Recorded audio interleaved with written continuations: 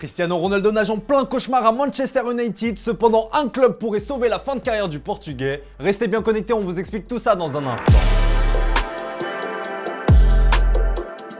Le JT Foot Mercato avec Unibet.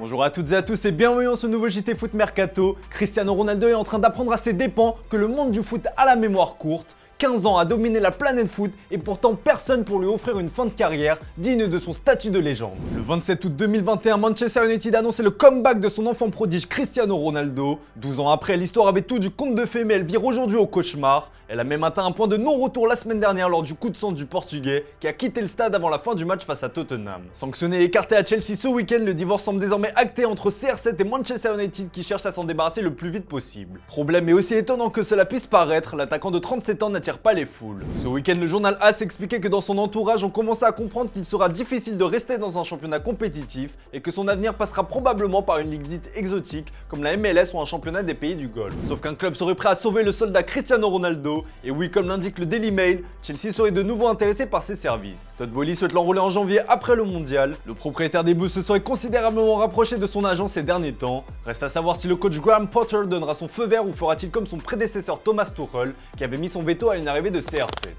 Question du jour les amis, selon vous, Cristiano Ronaldo doit-il rester en Europe ou privilégier une destination exotique? Comme d'habitude, on attend vos avis dans les commentaires. Hier, on vous demandait qui était pour vous la sensation en Europe en ce début de saison. Eh bien, Erling Haaland fait l'unanimité, mais vous avez aussi été impressionné par la pépite du Bayern Munich, Djamel Musiala.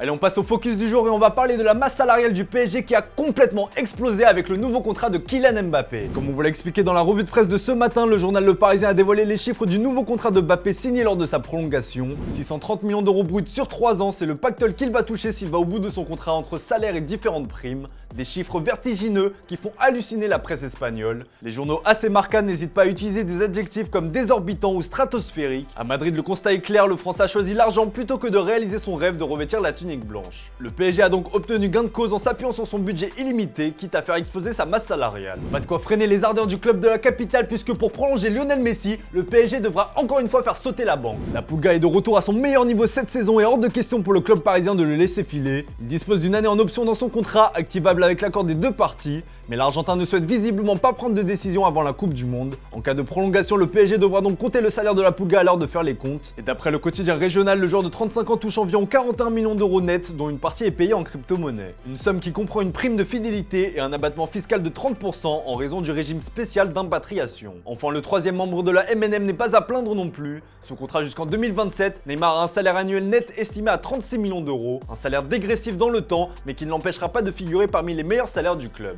Vous l'aurez compris, évoluer avec 3 des meilleurs joueurs dans son effectif à un prix, et visiblement quand le PSG aime, il ne compte pas.